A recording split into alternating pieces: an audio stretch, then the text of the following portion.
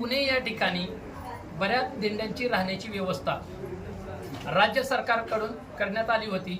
जवळजवळ पुणे शहरातील 101 शाळा ह्या उद्याच्या येणाऱ्या रविवारपर्यंत बंद ठेवलेल्या आहेत। कारण का इंद्रायणी नदीला महापूर आल्यामुळे तिकडं दिंड्या किंवा वारकरी जाण्याची व्यवस्था नव्हती, राहण्याची व्यवस्था नव्हती, म्हणून तसं राज्य सरकारने सांगितलं होतं। अशाच आपल्याबरोबर पुणे या ठिकाणी थांबलेल्या एक माऊली आहेत, आपण त्यांच्याशी थेट बोलूया या सगळ्या संदर्भात। सगळ्यात पहिला तुमचं नाव सांगा। कुठलं गाव? गोरपडी, सांगोला तालुक्यात, कवटेमंकाळ तालुक्यातला आहे। ह्या दिंडी संघ तुम्ही बर मला सांगा, तुमची इथं राहण्याची व्यवस्था केली, तुम्ही आता काल आलाय मला वाटतं, तर इथं पावसाची व्यवस्था तुम्ही मला, पाऊस कसा जोरात पडतो पुण्यामध्ये, तुमची आता इथं सगळी राहण्याची व्यवस्था केली, त्याबद्दल तुम्ही काय सांगता? दंगेकर भाऊंनी आम्हाला, आम्ही ज्यावेळेस घरून निघालो त्यावेळेस तिथून पाऊसच चालू होता। परत त्यानंतर आम्ही ते गाव काय माहित नाही, तिथं त्या गावाचं नाव काय माहित, तिथं मुक्काम केल्यानंतर फोन लावला, इकडे पाऊस चालू आहे, इकडचे म्हणजे सगळे इकडची लोक फोन केल्यानंतर म्हणाले येऊ नका तुम्ही 8 दिवसाला।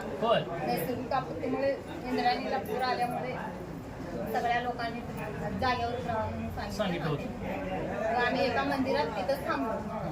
नंतर सकाळी पहाटे 5ला आम्ही फोन केला भाऊंना, आमच्या मिस्टरांनी, तर ते म्हणले या किती माणसं आहेत ती तुमची, विचारलं सगळे, तर आमची 60-70 माणसं आहेत, होईल सुई या म्हणून सांगितलं। मग नंतर आम्ही आलो, इथं आलेल्या लाईट वगैरे काय सुद्धा नव्हते, मग त्यांनी लगेच तातडीने त्यांच्या असतील त्या माणसाने लाईटीची ती सोय करून आम्हाला लगेच ती करून सगळी व्यवस्था करून दिली। आम्ही आल्यानंतर अर्ध्या तासाने लगेच पाण्याची लाईटीची व्यवस्था, त्याबद्दल आम्ही खूप आभार। बघा, जसं की आपण म्हणतो देणाऱ्याने देत जावे, घेणाऱ्याने घेत जावे, त्याच म्हणीप्रमाणे नुसतं एक फोन केला पहाटेच्या 5च्या दरम्यान रवींद्रभाऊ धंगेकर यांना की आम्ही निघालोय तिथनं, आमची अशी दिंडी आहे, आम्ही जवळजवळ दिंडीत भरपूर शेकडोच्या संख्येने वारकरी आहेत आमच्याबरोबर, आणि आमची राहण्याची व्यवस्था काय होईल का?